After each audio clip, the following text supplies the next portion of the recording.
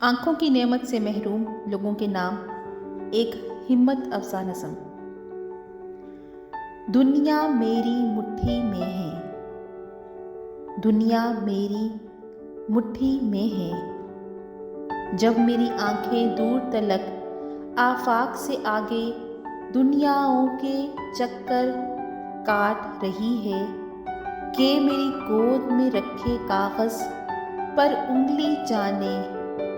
کیا کیا دیکھ رہی ہے، اور سوچ کی پرواز دھرتی جگمگا رہی ہے۔ میری آنکھیں ہر سو پھیلے اندھیروں میں روشنی کا رستہ بنا رہی ہے۔ علم کا پانی آنگن میں میرے مجھ سے ہو کر دنیا کے بنجر حصوں کی سیرابی میں اپنا حصہ ڈال رہا ہے، اور کیسی ظلمت کیسا اندھیرا،